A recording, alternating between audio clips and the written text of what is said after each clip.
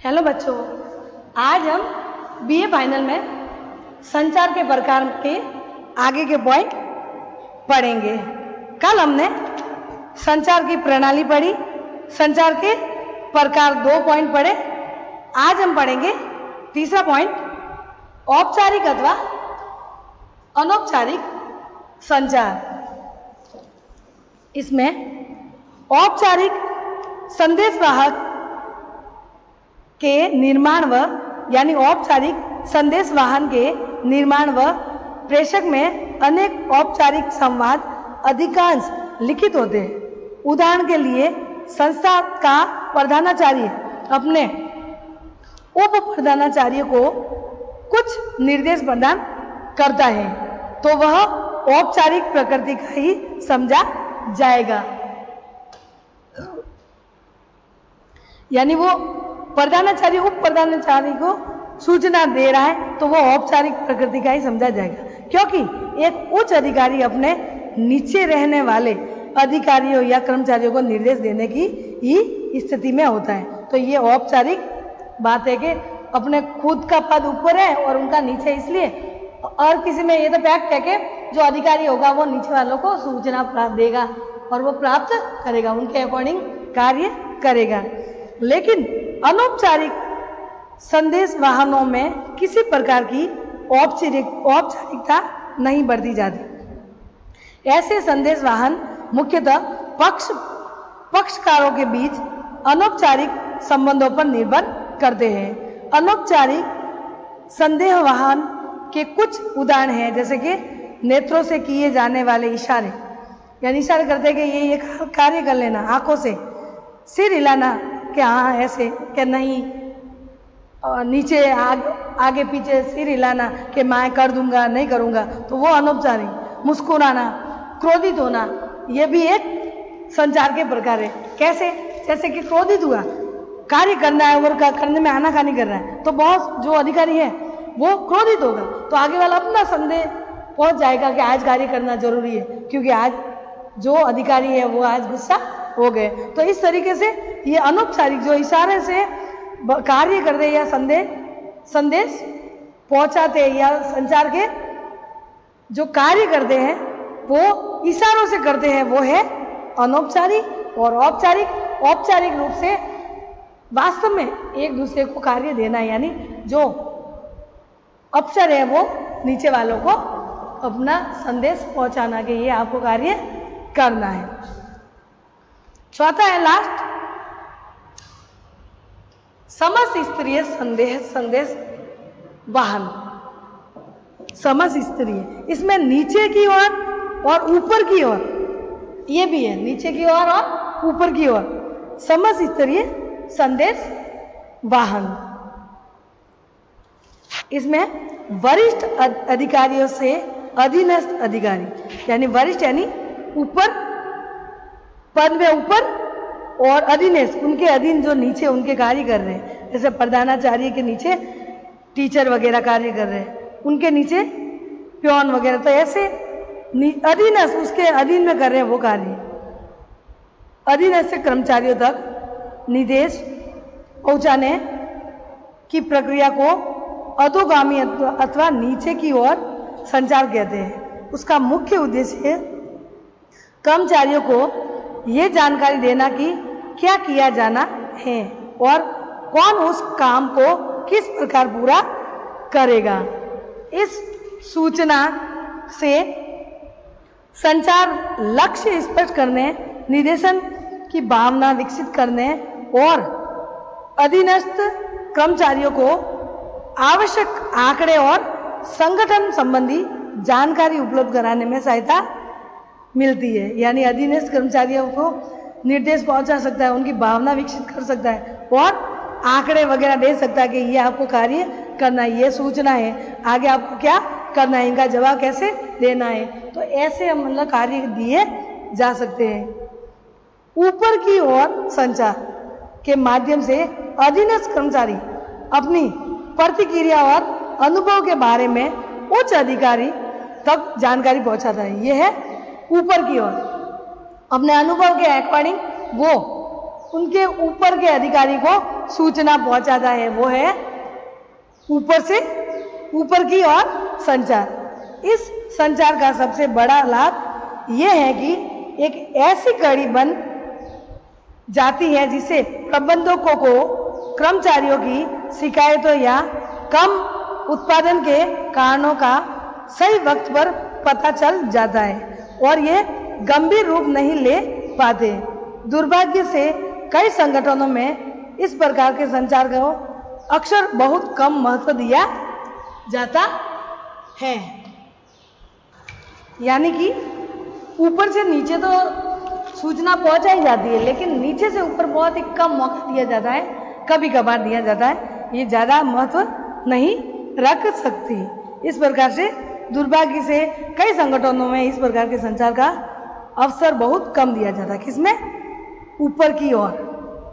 समस्त स्तरीय संचार संगठन में एक ही स्तर के कर्मचारियों या अधिकारियों के बीच होता है, यानी सबका पद बराबर।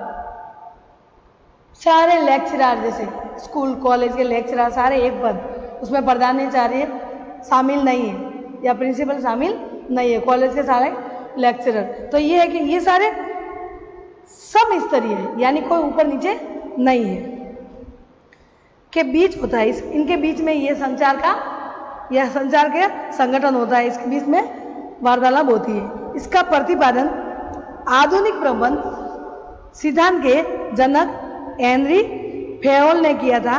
फेयोल का मत था कि समान स्तर के अधिकारियों या कर्मचारियों को विचारों का सीधे आदान प्रदान करने देना चाहिए। इसके लिए वे अपने सुपरवाइजरों की अनुमति ले और बाद में उन्हें बताए कि आपस में क्या सहमति हुई है। इस तरीके से संगठन के प्रति निष्ठा बनी रहेगी और विभिन्न स्तरों पर प्रश्न या शंका भेजकर उस पूरी श्रृंखला के द्वारा उत्तर प्राप्त करने में लगने वाले समय और शक्ति की बचत हो सकती है। यानी सम स्तरीय हो गए, सब का पद एक बराबर, तो आपस में एक दूसरे के वार्तालाप करके एक दूसरे का राय लेकर वो कार्य करेंगे, बाद में निष्कर्ष पहुंचेंगे कि ये हमें कार्य करना है। इसमें सबकी राय एक होनी चाहिए, अलग नहीं होनी चाहिए। नहीं तो जैसे कि ऊपर से नीचे, और वो तो अब जो अधिकारी कहेंगे उनको करना ही पड़ेगा, लेकिन सम स्तरीय में सबकी माननी पड़ेगी, संगठन बनकर इसमें कार्य करना पड़ेगा, तब जाके ये सूचना या संचार अच्छे से कार्य कर पाएगा। तो ये है बच्चों संचार के प्रकार। अब हम पढ़ेंगे संचार के अंग और प्रभावी संचार की विशेषताएं। तो इसमें संचार के अंग में पहला है संवाददाता। संवाददाता सबसे पहले संचार प्रक्रिया का श्री गणेश करता है, यानी संवाददाता ही सबसे पहले ये कार्य शुरू करता है। दूसरा है संवाद। संवाद प्रक्रिया का दूसरा महत्वपूर्ण अंग है संवाद। संवाद अर्थात क्या कहना है, उनको क्या कहना, बोलना क्या है, वो किससे? संवाददाता से कार्य लेंगे। क्या कहना है कि तैयारी संवाददाता ही करता है।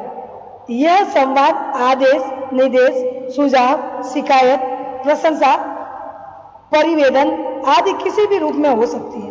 यानी संवाद वो बोलते समय क्या कहना उनको, वो सब उनकी लिखित बातें होगी, और वो आदेश, निर्देश, सुझाव, शिकायत कुछ भी कर सकता है। जैसे कि आप न्यूज में देखते तो वो जनता के प्रति भी, जो न्यूज वाले उसके प्रति भी बोलते हैं, जनता के प्रति और सरकार के प्रति भी बोलते हैं। तो यह संवाद। तीसरा है माध्यम, यानी संचार के अंग में तीसरा माध्यम है। माध्यम संचार प्रक्रिया का तीसरा अंग है। सामान्यतः संचार को पहुंचाने के लिए मौखिक, लिखित, सांकेतिक तथा दृश्य माध्यम से अपनाया जाता है। सांकेतिक इशारा करके, लिखित और अभी पढ़ा जो, परंतु इसमें से कौन सा माध्यम श्रेष्ठ होगा ये संवाद की प्रकृति, संवाद प्राप्तकर्ता की अभिरुचि आदि बातों पर निर्भर करती है। यानी किसके माध्यम से ये सूचना भेजे या दे, तो मौखिक भी हो सकती है, तो पास में है तो मौखिक हो सकती है, दूर है तो लिखित, और पास में जो अब जो अधिकारी के पास ही आया जो, तो इशारों द्वारा भी वो कर सकता है। और संवाद प्राप्तकर्ता की अभिरुचि कैसी होगी, तो किस, ये सब माध्यम है, इस माध्यम द्वारा ये संचार के अंग कहे जा सकते हैं। चौथा है संवाद प्राप्तकर्ता। संवाद प्राप्तकर्ता वह पक्षकार है जिसके बाद संवाद भेजा जाता है, इसके बाद अभाव में संचार प्रक्रिया अधूरी रहती है। यानी संवाद प्राप्तकर्ता जब तक भेजे तब तक तो है, जब प्राप्त करेगा तब जाके ये पूरा होगा। जब तक बीच में ही चल रही है वो सूचना या संचार, तब तक उनको आगे वालों को क्या कहना वो कोई पता नहीं चलेगा। जैसे उनको प्राप्त हो जाएगी तब उनके सारी सूचना उनके पास आएगी, जब तक नहीं आएगी प्राप्तकर्ता के पास तब तक वो अधूरी रह जाएगी। पांचवा अंग है प्रतिक्रिया। प्रतिक्रिया में संचार प्रतिक्रिया का सबसे महत्वपूर्ण अंग है, क्योंकि यदि संवाद प्राप्तकर्ता निर्देशानुसार कार्य न करे तो संचार प्रभावहीन समझा जाएगा। तो प्रतिक्रिया कैसी होनी चाहिए, ये भी एक संचार का अंग है कि उनकी प्रतिक्रिया कैसी है, प्राप्तकर्ता को कैसा खुश हो रहा है कि कैसा क्या मस्त सूचना भेजी है, वास्तव में इसका कुछ कार्य होगा। तो जो निर्देश दिया उनका भी कार्य कैसा है, ये सब प्राप्त करने के बाद, भेजने के बाद जो प्रतिक्रिया लास्ट में होगी, काम होने के बाद लोगों के जो सपोर्ट आएगा, लोग कहेंगे कि वास्तव में हाँ ये अच्छा कार्य किया, तो ये प्रतिक्रिया होगी तभी संचार सफल पूर्वक कार्य कर सकेगी। नहीं तो इनके जरिए करेंगे अंग संवाददाता द्वारा, संवाद द्वारा, माध्यम द्वारा संवाद प्राप्त करने के बाद जो प्रतिक्रिया होगी तब ये सफल माना जाएगा। अब है प्रभावी संचार की विशेषताएं, इसलिए थोड़ा सा पढ़ेंगे बच्चों। प्रभावी संचार की विशेषताएं 6 विशेषता बताई गई है। पहला है संचार का उद्देश्य स्पष्ट होना चाहिए और ये संदेश भेजने वाले तथा उसे प्राप्त करने वाले दोनों की समझ में साफ साफ आना चाहिए।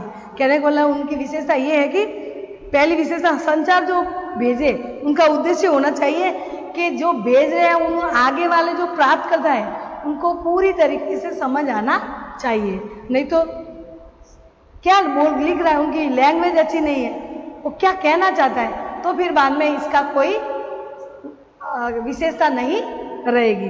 दूसरा है संदेश की भाषा बोधगम्य, सरल व आसानी से समझने वाली होनी चाहिए।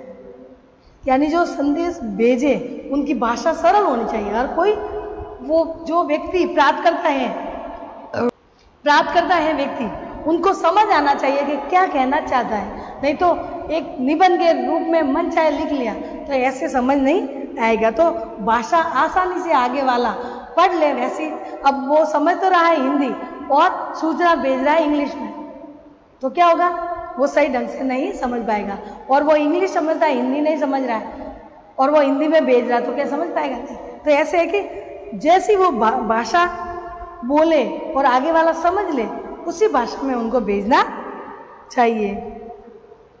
प्रभावी संचार संदेशों की एक निरंतर श्रृंखला होती है। बाद में भेजे जाने वाले संदेश बराबर पहले भेजे गए संदेश से जुड़े रहते हैं। यानी प्रभावी संचार है कि संदेशों को एक निरंतर श्रृंखला क्रम वाइज भेजना चाहिए।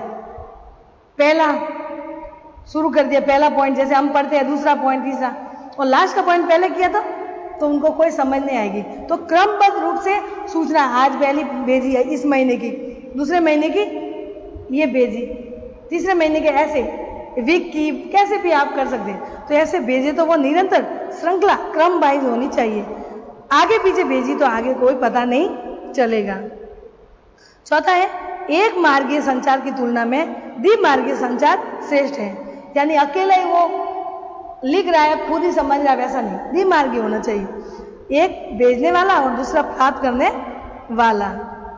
पांचवा है अच्छा संचार समय पर होता है, क्योंकि उसके जारी होने के स्थान पर भी समय का ध्यान रखा जाता है और प्राप्त होने के बाद प्राप्त होने के स्थान पर उसकी प्रतीक्षा रहती है। यानी एक अच्छे संचार की ये विशेषता है कि जो भेज रहे हैं उनको भी ध्यान होना चाहिए कि वो उनके पास पहुंचा कि नहीं पहुंचा, और जो प्रतीक्षा कर रहा है वो भी प्रतीक्षा करे कि कितनी जल्दी मेरे पास ये सूचना आए और मैं आगे बात करूं या उनके बारे में आगे मैं जो प्रक्रिया है वो मैं करूं। छठी लास्ट है, अच्छे संचार में इस बात पर भी विचार किया जाता है कि कौन सा माध्यम प्रयुक्त किया जाए और किस प्रकार संदेश वितरित किया जाए ताकि वह सही व्यक्ति तक पहुंच जाए। इसके लिए आमतौर पर ऐसी प्रणाली चाहिए जिनमें बड़े अधिकारी से छोटे अधिकारी की तरफ या छोटे अधिकारी से बड़े अधिकारी की तरफ नहीं बल्कि समस्तरीय संचार भी पूरी तरह प्रभावी रहे। यानी ऐसे अच्छे संचार की एक और विशेषता ये है कि समस्तरीय हो, चाहे ऊपर से नीचे हो, नीचे से ऊपर वाला भेजे। ये जो अधिकारी पद की बात कह रही हूं मैं, नीचे से ऊपर वाले भेजे अभी जो पढ़ा, और ऊपर अधिकारी से नीचे वाले भेजे, और समस्तरीय, ये तीनों ही संचार के विशेषता अच्छी बन सकती है और तीनों ही ये कार्य लेके संचार पूरी तरह प्रभावी रहेंगे। तीनों बातों को, लिखित और अलिखित दोनों, मौखिक दोनों हो सकती है, तीनों हो सकती है। इस प्रकार से ये भी हो सकता है कि अच्छे संचार में ये तीनों बातें, ऊपर से नीचे, नीचे से ऊपर और समस्तरीय, तीनों की बात लोगे तो संचार की विशेषता अच्छी रहेगी, कार्य अच्छा होगा। अब है संचार में बाधाएं। अब संचार में क्या क्या बाधा आ सकती है? संचार के मार्ग में प्रमुख बाधाएं जो संदेश के रूप में एवं अर्थ को विकृत कर प्रेषित या प्रेषक एवं प्रेषित के मध्य पारस्परिक समझ को उत्पन्न नहीं होने देता है। इस प्रकार से पहला है, संचार में प्रथम अवरोध भाषा की जटिलता होती है। यानी बाधा आती है कि लिखने की जटिलता होती है, वो भाषा हर कोई समझता नहीं। आज भारत देश ही समझ लो, अलग अलग भाषा और अलग अलग धर्म के लोग रहते हैं, तो भाषा की जटिलता के कारण संचार में बाधा आ रही है, क्योंकि जो मेल वगैरह भेजते हैं वो ज़्यादा इंग्लिश में ही लेते हैं, हिंदी में बहुत कम यूज करते हैं लोग, हिंदी ज़्यादा समझते हैं, तो लिखने और भेजने में और समझने में बाधा आती है। दूसरी बाधा है प्रेषक एवं प्रेषित के मध्य, यानी दोनों सूचना भेजे और प्राप्त करने के मध्य की भौगोलिक दूरी की भी शीघ्र संचार के मार्ग में बाधक होती है। यानी भौगोलिक बहुत दूर है इस राज्य से उस राज्य तक, तो ये बीच में बाधा आएगी कि कब वो पहुंचेगा और कब ये आपस उत्तर आएगा कि पहुंच गया कि नहीं, ये बाधा होगी ज्यादा दूरी के कारण। तीसरा है संगठन में कार्यरत कर्मचारियों के मध्य अच्छे एवं मधुर मानवीय संबंधों के अभाव का संचार पर प्रतिकूल प्रभाव पड़ता है। यानी कार्यरत कर्मचारी के मध्य अच्छे और मधुर मानवीय, यानी उनके अच्छे बुरे संबंध में संचार पर प्रभाव पड़ता है। उन दोनों के संबंध अच्छे नहीं है, दोनों के लड़ाई झगड़े होते हैं, तो संचार में बाधा आ सकती है। वो कैसे उनको